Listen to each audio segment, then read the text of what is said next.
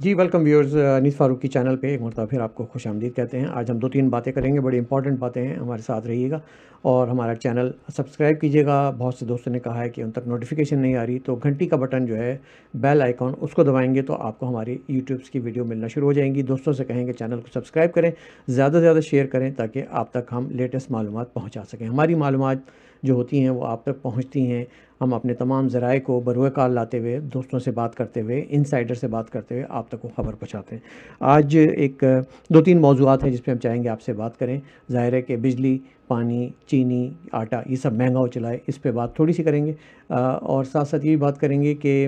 ایک بڑا سوال لوگوں کے ذہن میں ہوتا ہے، جس طرح بالی ووڈ میں ایک سوال ہوتا ہے کہ سلمان خان کی شادی کب ہوگی، اسی طرح آج کل پاکستان کی سیاست میں شادی کا تو نہیں، لیکن یہ ضرور پتہ ہے کہ نواز شریف کی واپسی کب ہوگی۔ یہ واپسی پہ مختلف نجومی علم نجوم سے تعلق رکھنے والے، فلکیات سے تعلق رکھنے والے، پرندوں چرندوں سے، چڑیاؤں سے تعلق رکھنے والے لوگ مختلف تاریخیں دے رہے ہیں۔ کچھ معلومات ہم تک پہنچی ہیں، اگر آپ جڑے رہیں گے اس پہ ہم بات کریں گے۔ ایک اور بات کریں گے آج ہم فیصلے پہ، ایک ایسا فیصلہ، انوکھا فیصلہ، بڑا ہی منفرد فیصلہ اور بڑا ہی دلچسپ فیصلہ، یعنی کہ میں ان کی جرت کو داد دیتا ہوں جنہوں نے یہ فیصلہ کیا ہے۔ اور یہ فیصلہ انہوں نے، آپ کے علم میں کس کے لیے ہوا ہوگا؟ عمران خان کی ضمانت کے لیے ہوا ہوگا۔ کیس چاہے کچھ بھی ہو، ضمانت مل جاتی ہے۔ کس نے دی ضمانت، کیوں دی، اور ضمانت دینے کے ساتھ ساتھ ایکسٹرا بینیفٹس کیا دیے انہوں نے، اس پہ بھی آج ہم بات کر لیتے ہیں۔ تو سب سے پہلے ہمارے ساتھ جڑے رہنے کا بہت بہت شکریہ، اور ہمارے چینل سبسکرائب کرنے کا بہت بہت شکریہ، گھنٹی کا بٹن دبانے کا بہت بہت شکریہ، کیونکہ گھنٹی بجے گی تو سیٹی بجے گی، سیٹی بجے گی تو کھیل سجے گا، اور کھیل جو ہے وہ تو سیفر کے ساتھ عمران خان نے جو کھیلا ہے وہ شاید کوئی بھی نہ کھیل پایا ہو۔ تو ناظرین، شروع کرتے ہیں بات نواز شریف صاحب کی واپسی سے اور مسلم لیگ نون کے اس دور سے۔ اب دور سے میں واپسی پہ آتا ہوں، لیکن اس دور، یہ جو دور ہے آئی ایم ایف کے قرضوں کا دور، اسحاق ڈار صاحب کی بھاگ دوڑ کا دور، کوشش کر رہے ہیں کہ پاکستان کو جو بینکرپٹ ہونے جا رہا تھا اس سے نجات مل جائے، پاکستان کی معاشی بحالی اپنی واپس اپنی پٹری پہ آ جائے، آئی ایم ایف سے قرضہ لے لیں۔ تو بھائی آئی ایم ایف سے قرضہ لینے کے بعد ظاہر ہے ان کی شرائط پہ بھی تو ہمیں عمل درآمد کرانا ہے، رائٹ؟ تو بجلی کو مہنگا کرنا ہے،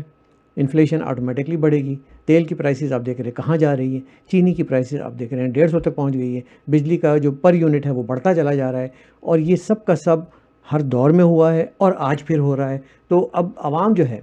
میرا سوال، چونکہ لوگ بہت پر امید ہیں مسلم لیگ نون اور پی ڈی ایم اور آنے والا دور، اور کہ کہتے ہیں کہ میاں دے نعرے وجن گے اور ہم اکثریت سے آئیں گے اور سونامی کا خاتمہ ہو گیا، وہ ٹھیک ہے، اپنی جگہ ہے، درست ہے، لیکن کیا اب آپ اس بات کا جواب دیں گے کہ یہ جو مہنگائی کا جن ہے جس سے عوام بری طرح متاثر ہیں، اس سے ہم کیسے جان چھوڑیں گے؟ کیا ہم قربانی دینے کے لیے پیدا ہوئے؟ کیا عوام جو ہے اسے مہنگی مہنگی چیزیں خریدنے کے لیے پیدا ہوئی، اور غریبوں کو اس سے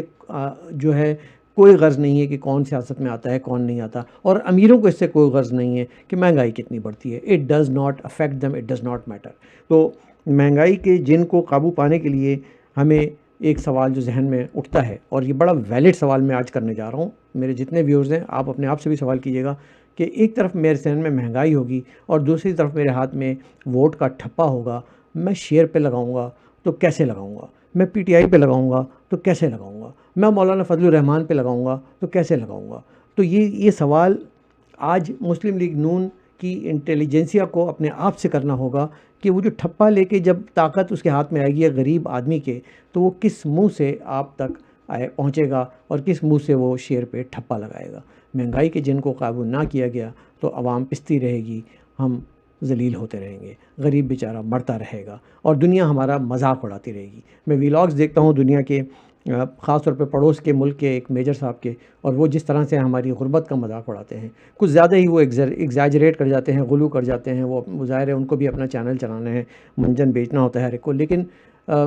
ہے تو صحیح نا، فیکٹ تو صحیح نا، اس میں مطلب کوئی غلط بات تو نہیں ہے کہ اس وقت ہم کس طرح سے ایک تو ایک کشکول در کشکول لے کے ہم گھومتے ہیں، پھر اس کے بعد جب وہ آتا ہے تو اس پہ ہم خوشیاں مناتے ہیں کہ ہمیں قرض مل گیا، پھر اس کے بعد ہم مہنگائی کرتے ہیں اور وہ مہنگائی کا جن بے قابو ہوتا چلا جاتا ہے۔ ایک جو بڑی اہم بات ہے اس میں، وہ بات یہ ہے کہ چاہے کسی کی بھی حکومت آ جائے، چلی جائے، رہ جائے، ماشاء اللہ آ جائے، کچھ بھی آ جائے، اس مہنگائی پہ آنے والے سال 2 سال 5 سالوں میں قابو نہیں پایا جا سکتا. نہ صرف قابو نہیں پایا جا سکتا بلکہ آنے والے دنوں میں اس کے برے حالات ہونے جا رہے ہیں. 5 سال پاکستان کہاں ہوگا یہ اب تصور نہیں کر سکتے. اور جہاں بہت سے لوگ تو لانگ ٹرم 5 سال کی بات کرتے ہیں، میں کہتا ہوں مجھے 1 مہینے کی خبر نہیں ہوتی کہ 1 مہینے کا جو ہمارا زر مبادلہ ہے، جو ہمارا خزانہ ہے، جو ہمارے وسائل ہیں، جو ہمارے گندم ہیں، جو یہ ساری چیزیں ہیں، تیل ہے، یہ ہم بس اللہ کے بھروسے پہ چلتے ہیں کہ یہ مہینہ کسی طرح سے گزر جائے. پھر اگلا مہینہ آئے گا، پھر دیکھیں گے شاید نگراں حکومت ہوگی، پھر دیکھیں گے، پھر دیکھتے ہیں کہ کسی کے کندھے پہ بندوق رکھ کے چلانی ہے، کس طرح سے ہم بدنام ہوتے ہیں، نہیں ہوتے ہیں. یہ ساری چیزیں ہمیں دیکھنی ہوں گی. تو ناظرین، مہنگائی کا جن بڑا امپورٹنٹ ہے، اس پہ قابو پا لیں. آتے ہیں ایک بڑی اہم بات پہ کہ اب نواز شریف کی واپسی کب ہوگی. جی ہاں، نواز شریف صاحب کو واپس تو آنا ہے اور حالات سازگار بنائے جا رہے ہیں، لیکن کہنے والے یہ کہہ رہے ہیں کہ ابھی وہ فی الحال دبئی میں ہیں. دبئی سے وہ جائیں گے واپس لنڈن میں وہ تقریباً 4 سے 6 ہفتے کا قیام کریں گے، اور اسی دوران میں گراؤنڈ پہ ان کے استقبال کی تیاریاں اپنے عروج پہ پہنچ جائیں گی. تو گویا کہ آج اگر 22 جولائی ہے تو آپ سوچ لیجئے کہ 1 ہفتہ جولائی کا اور 4 ہفتے اگست کے، ستمبر کا پہلا ہفتہ جو ہے وہ ستمگر ثابت ہوگا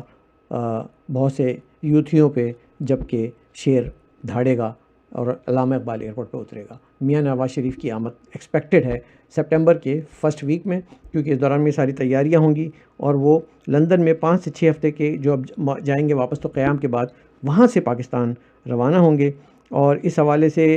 سعودی عرب میں جب بھی وہ ایک دورہ کریں گے مختصر سا، جہاں ان کی بڑی اہم ملاقات ہوگی. اس بات کو بھی نوٹ کیجیے گا کہ یہ جو سارا میں آپ کو یہ آئٹنری بتا رہا ہوں کہ نواز شریف صاحب ابھی دبئی،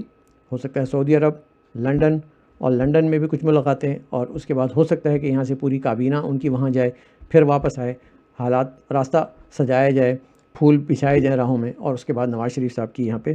واپسی ہوگی. تو میرا جو کہنا ہے، ایسٹیمیٹ ہے بیسڈ آن ریسورسز،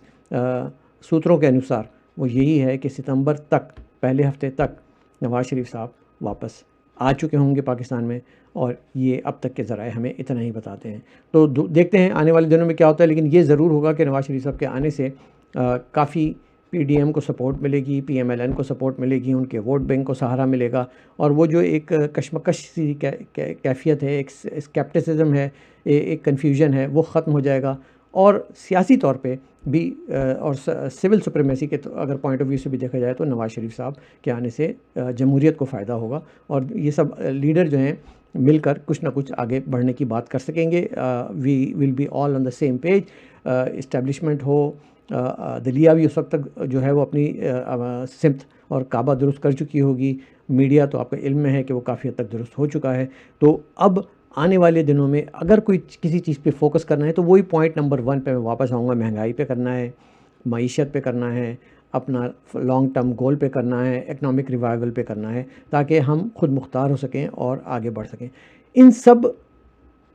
کو میں اگر ریورس کرتا ہوں تھوڑی دیر کے لیے، اور میں دیکھتا ہوں کہ آج ہم اس نہج پہ پہنچے کیوں ہیں، پھر وہی سوال بار بار اٹھتا ہے کہ عمران خان نے 3.5-4 سال میں پاکستان کی نیا کو جس طرح سے ڈبویا ہے، جس طرح سے انہوں نے اکانومی کو نوز ڈاؤن کیا ہے، ناک کے بل نیچے گرایا ہے، وہ آج اس کے ذمہ دار ہیں، اس کے قرار واقعی مجرم ہیں. نہ صرف مہنگائی، معیشت، پالیسیز، بلکہ ڈپلومیٹک سطح پر سائفر جیسا گھنونا کھیل کھیل کے انہوں نے کس طرح سے ہمارے ساتھ ظلم کیا ہے. عمران خان اس جرم میں اکیلے نہیں ہیں، یہ میں بات بار بار کہہ چکا ہوں. لیکن جو بڑی اہم بات ہے، پاکستان میں بیٹھے ہوئے ہمارے صحافی دوست وہ اس پہ بات نہیں کر سکتے، کیونکہ ظاہر ہے وہاں پہ ان کو خوف ہے، عدلیہ کا خوف ہے، ان کو سو موٹو کا خوف ہے، توہین عدالت کا، جو ہمیں بھی ہے. لیکن میں بات کھل کے کم از کم کر سکتا ہوں، اور وہ بات یہ ہے کہ عمران خان کو جس طرح سے بیگمات کے کرش والے ججز نے سپورٹ کیا ہے، ضمانتیں دی ہیں، فیصلے دیے ہیں، اس نے ہمیں آج اس نہج پہ پہنچایا ہے. اور جس طرح سے مجرم کے ساتھ اس کے سہولت کار کو بھی سزا ملنی چاہیے، یہ بڑا اہم ہوتا ہے. اور ان کے عمران خان کے سہولت کار ججز ہیں. میں صرف آپ کو ایک چھوٹی سی مثال دیتا ہوں، آپ کو پتہ چل جائے گا کہ ججز کس کس لیول پہ اپنے اس کرش، اپنے اس رومانس، اپنے اس پیار، اپنے اس محبت کو عمران خان کے لیے نچھاور کر دیتے ہیں. فرخ فرید بلوچ نامی ایک جج نے ایک فیصلہ دیا کہ عمران خان کو ضمانت دی جا رہی ہے. یہ ان کا حق ہے، ان کی ثوابدید ہے، ان کا رائٹ ہے، ہر جج کا رائٹ ہے کہ وہ ضمانت دے دے. اور عمران خان کا تو نام سنتے ہی لوگ ضمانت جو ہے وہ پہلے ہی انگوٹھا لگا کے سائن کر دیتے ہیں کہ دے دیں. لیکن میں اس کی تفصیلات میں نہیں جاؤں گا کیونکہ وہ ایک لیگل اور ٹیکنیکل بحث ہو جائے گی. اس کے لیے میں آپ کو مشورہ دوں گا، یوٹیوب پہ عمران شفقت بھائی جو ہیں ہمارے صحافی دوست، ان کا ایک بڑا پیارا ویلاگ آیا ہے ابھی 1 گھنٹے پہلے، اس کو ضرور دیکھیے گا. وہ تفصیل سے بتائیں گے کیونکہ جو فروخ فرید بلوچ صاحب جج ہیں یہ ان کے بڑے قریب ہیں، ان کے مطلب فیملی فرینڈ کہہ لیجئے. اور انہوں نے جس طرح سے اس کا تیا پانچا کیا ہے کہ وہ شروع سے ہی عمران خان کے کتنے بڑے فین، بلکہ فین کلب کے بانی اور سربراہ اگر کہا جائے تو اس جج کو کہا جا سکتا ہے جنہوں نے کھل کر اپنے علاقے میں عمران خان کے لیے جسے کہتے ہیں کہ در و دیوار سجا دیے تھے اور اپنی آنکھیں فرش راہ کر دی تھیں، پتیاں بچھا دی تھیں. اور اس کے بعد وہی جج آج عمران خان کے لیے فیصلے دیتا ہے. بہرحال عدلیہ کے نظام میں کوڈ آف کنڈکٹ ہوتا ہے، ایتھکس ہوتے ہیں. امید ہے کہ ان جج کے خلاف بھی کوئی نہ کوئی ایکشن لیا جائے گا. میں نے آپ کو صرف ایک چھوٹی سی مثال دی ہے کہ کس طرح سے ججز اس وقت لگے ہوئے ہیں اور ججز سہولت کار بنے ہوئے ہیں. یہ بڑی امپورٹنٹ بات ہے کہ سہولت کار بننا اس جرم کے شریک کا کہ جس نے ملک کی سیاست کو، ملک کی معیشت کو اور ملک کی سلامتی کو داؤ پہ لگایا. اس کے لیے یہ پڑھے لکھے ججز ان کے سہولت کار بنے ہوئے ہیں اور ان ججز کو بھی اتنی ہی قرار واقعی سزا ایز پر لا دینی چاہیے اور ان کا احتساب ہونا چاہیے. ان سے پوچھ گچھ ہونی چاہیے کہ آئندہ اس ملک کے ساتھ کھیلنے والے لوگوں کو پتہ چل سکے کہ عبرت ناک سزا ملتی ہے اور وہ 10 بار سوچیں کوئی اس طرح کا جرم کرتے ہوئے. اس طرح کے عمران خان جیسے پروجیکٹس کے حصے دار بننے کے لیے، ان کے سہولت کار بننے کے لیے. یہ بڑی اہم بات ہے ناظرین، اور میں چاہوں گا کہ آپ لوگ اس پہ اپنی رائے بھی دیجئے، نیچے کامنٹ بھی کیجئے، سبسکرائب بھی کیجئے چینل کو، اور گھنٹی کا بٹن ضرور دبا دیجیے گا. گھنٹی بجے گی تو سیٹی بجے گی، اور سیٹی بجنے کا وقت شروع ہو چکا ہے کیونکہ امپائر کی انگلی نہیں، ابھی امپائر کا موقع آنے والا ہے اور بہت جلد آنے والا ہے.